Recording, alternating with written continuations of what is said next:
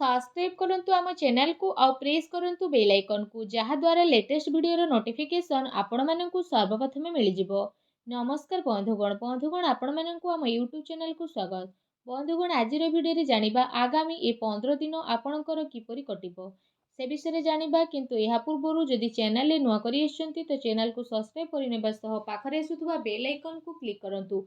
स्वयं भगवान श्रीकृष्ण कहिसंती एते आपण सीधा सीधा हुअंतु नाही, कारण जंगल रे रहुतुबा सीधा गछ को ही सर्वप्रथमे कटा जाई थाए। तेणु आपण एते भी साधा सीधा हुअंतु नाही, आउ तेढ़ा मेढ़ा गछ को सब बेले छाड़ी दिया जाई थाए। तो एमिति रे अन्य जीवन सह पूर्ण रूप रे जीवा ठारू भल हेबो आमे निजे निजर भाग्य अनुसार जी नेबा। शक्ति को अपमान से मानि थाए जे असत्य द्वारा लाभ प्राप्त करि थाए।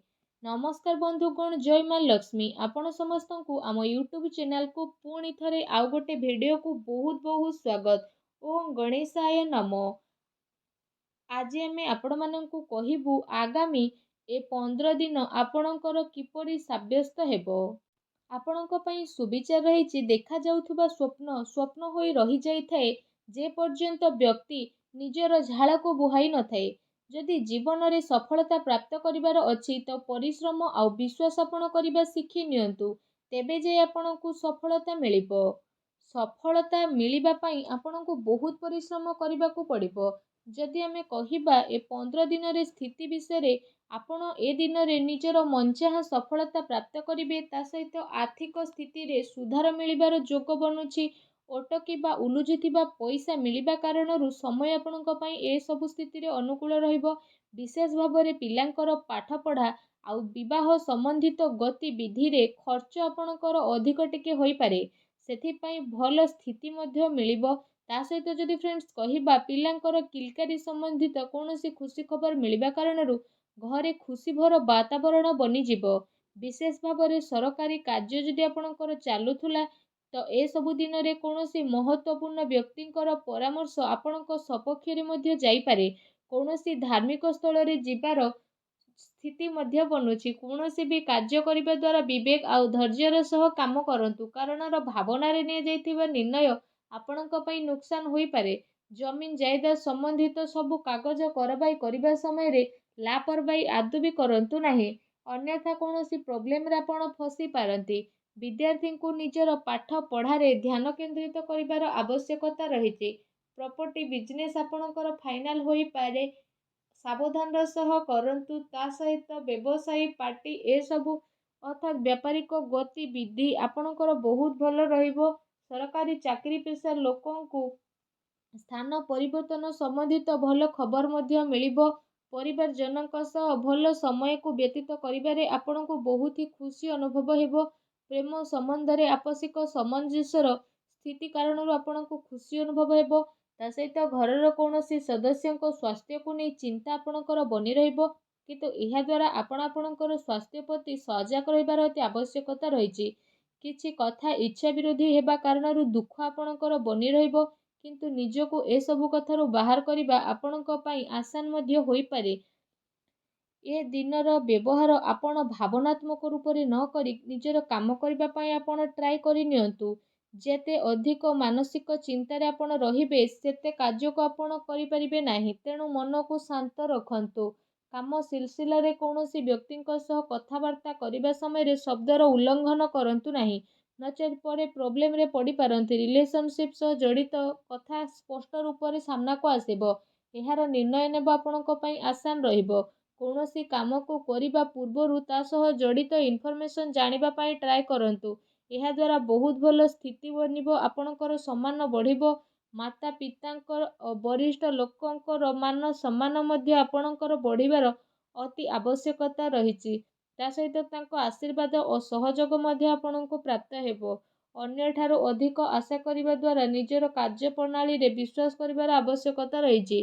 व्यावसायिक स्थिति रे कौनसी प्रभावशाली व्यक्तिंकर मार्गदर्शन आपणको पई सहायकर साब्यस्त हेबो। कहार परामर्श रे आपण आदौ भी फसंतु नाही।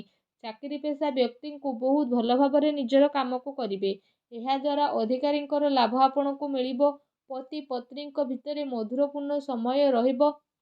अविवाहित लोकंक पई भल संपर्क मध्य आसी पारे। ତଥା ପରିସ୍ଥିତିରେ ନିଜକୁ ସନ୍ତୁଳିତ ଓ ମଜବୁତ ବନେଇକି ରଖିବା ଆପଣଙ୍କର ଆବଶ୍ୟକ ବା ଭାବନାତ୍ମକ ପ୍ରଭାବରେ ଆସିକି ସ୍ଥିତି ଆପଣଙ୍କ ପାଇଁ ବହୁତ ଭଲ ରହିବ। ତା ସହିତ ଯଦି ବିଶେଷ ଭାବରେ କହିବା ଆପଣଙ୍କର ନିର୍ଣ୍ଣୟ ଭଲରେ ଠିକ୍ ରହିବ, କିନ୍ତୁ ଭୁଲ ବୁଝାମଣା ଉତ୍ପନ୍ନ ମଧ୍ୟ ହୋଇପାରେ। କାମ ଦ୍ୱାରା ଆପଣଙ୍କୁ ପରିବର୍ତ୍ତନ ମଧ୍ୟ ଆସିପାରେ। ତା ସହିତ ଯଦି କହିବା ପାର୍ଟନରସିପ୍ରୁ ଦୂରେଇ ରହିବା କାରଣରୁ ଏକାପଣ ମଧ୍ୟ ଆପଣ ଅନୁଭବ କରିପାରନ୍ତି। ଯଦି ମହିଳାଙ୍କ ବିଷୟରେ କହିବା, ମହିଳାଙ୍କ ପାଇଁ ସ୍ଥିତି ବହୁତ ଭଲ ରହିବ। ପ୍ରେମ ଜୀବନ ବିଷୟରେ ଯଦି କହିବା, ତ ପ୍ରେମ ଜୀବନର ସ୍ଥିତି ଏସବୁ ଦିନରେ ଆପଣଙ୍କ ସପକ୍ଷରେ ଯିବ।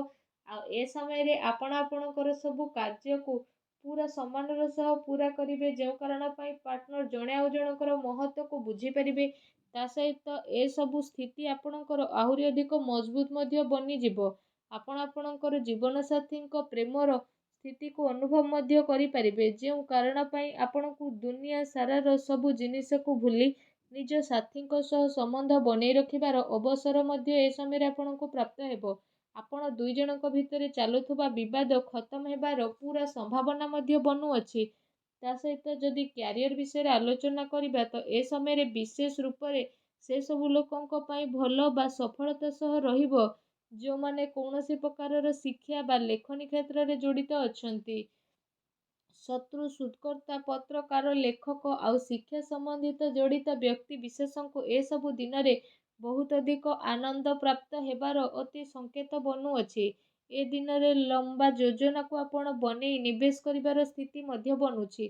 ତା ସହିତ ଏସବୁ ଦିନରେ ଆପଣ ସେ ସବୁ ପ୍ରୟାସର ଲାଭ ପାଇବେ ଯେଉଁ ସବୁକୁ ଆପଣ ପାଇବାକୁ ଟ୍ରାଏ କରୁଥିଲେ ଆଉ ବହୁତ ଅପେକ୍ଷାରେ ମଧ୍ୟ ଆପଣ ରହିଥିଲେ। ଯଦି ଶରୀର ବିଷୟରେ କହିବା, ତ ବିଶେଷ ଭାବରେ ଶରୀରରେ ଆପଣଙ୍କର ସୁଧାରତା ଆସିବ। ପୁରୁଣା ବେମାରୀରୁ ଆପଣଙ୍କୁ ଛୁଟକାରା ଅନୁଭବ ହେବ, କିନ୍ତୁ ମଝିରେ ମଝିରେ ଆପଣଙ୍କୁ ଟିକେ ଟିକେ ପ୍ରୋବ୍ଲେମ୍ ଆସିପାରେ।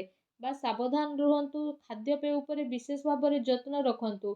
ଲମ୍ବା ସମୟରୁ ଆପଣ ଯାହା ଚାହୁଁଥିଲେ ସେ ସବୁ ଆପଣଙ୍କୁ ମିଳିବ। ସମସ୍ୟାର ଉଚିତ ହାଲରେ ପହଞ୍ଚିବା ପାଇଁ କୌଣସି ସଠିକ୍ ବ୍ୟକ୍ତିର ଆପଣଙ୍କୁ ପରାମର୍ଶ ନେବାକୁ ପଡ଼ିବ। ତେବେ ଯାଇ ପ୍ରତିଦିନର ସମସ୍ୟାରୁ ଆପଣଙ୍କୁ ଛୁଟକାରା ମିଳିବ। ଏମିତିରେ କୌଣସି ମେଡ଼ିସିନ ଡକ୍ଟରଙ୍କ ବିନା ପରାମର୍ଶରେ ନେଲେ ଆପଣଙ୍କୁ ପରେ ପ୍ରୋବ୍ଲେମ୍ ଫେସ୍ ହୋଇପାରେ। ଭାଗ୍ୟର ପୁରା ସାଥ ଆଗାମୀ 15 ଦିନରେ ଆପଣଙ୍କୁ ତ ପ୍ରାପ୍ତ ହେବ, କିନ୍ତୁ ଯଦି ଉପାୟ ବିଷୟରେ କହିବା, ତ ଆଗାମୀ 15 ଦିନରେ ଭଗବାନ ଗଣେଶଙ୍କର ପୂଜା ଆରାଧନା କରନ୍ତୁ। ଘରୁ ଯେତେବେଳେ ବାହାରକୁ ଯାଉଛନ୍ତି ପକେଟରେ ଦୁବ ନେଇକି ଯାତ୍ରା ଆରମ୍ଭ କରନ୍ତୁ। ନିଜର କ୍ରୋଧ ଉପରେ ନିୟନ୍ତ୍ରଣ ରଖନ୍ତୁ। ତା ସହିତ ସବୁବେଳେ ସତ କହିବା ପାଇଁ ଟ୍ରାଏ କରନ୍ତୁ। ଦେଖିବେ ଜୀବନର ପ୍ରତିଟି କ୍ଷେତ୍ରରେ ଆପଣଙ୍କୁ ସଫଳତା ପ୍ରାପ୍ତ ହେବ। ତା ସହିତ ଆପଣ ପରିଶ୍ରମ କରିବାକୁ ଆଦୌ ବି ଭୁଲନ୍ତୁ ନାହିଁ। ଯେତିକି ପରିଶ୍ରମ ଏଇ ଆଗାମୀ 15 ଦିନରେ କରିବେ, ସେ ପରିଶ୍ରମର ଡବଲ ଫଳ ଆପଣଙ୍କୁ ପ୍ରାପ୍ତ ହେବ। ତେଣୁ ଏହା ରହିଲା କି ଆପଣ କେତିକି ପରିଶ୍ରମ କରୁଛନ୍ତି ଆଉ କେତିକି ଆପଣଙ୍କୁ ଫଳ ମିଳିବ। ଯେତିକି ପରିଶ୍ରମ କରିବେ ତାର 2 ଗୁଣ ଫଳ ଆପଣଙ୍କୁ ପ୍ରାପ୍ତ ହେବ। ତ ଆଶା କରୁଛି এই ଭିଡ଼ିଓଟି ଆପଣଙ୍କୁ ଭଲ ଲାଗିଥିବ। ଯଦି ଭିଡ଼ିଓଟି ଭଲ ଲାଗିଥାଏ ତ ଭିଡ଼ିଓଟିକୁ ଲାଇକ୍ଟେ କରନ୍ତୁ। ଆଉ ଯଦି ଆପଣ ଚ୍ୟାନେଲରେ ନୂଆ କରି ଆସିଛନ୍ତି ତ ଚ୍ୟାନେଲକୁ ସବସ୍କ୍ରାଇବ୍ କରିନେବା ସହ ପାଖରେ ଆସୁଥିବା ବେଲ୍ ଆଇକନକୁ ବି କ୍ଲିକ୍ କରନ୍ତୁ। ଧନ୍ୟବାଦ।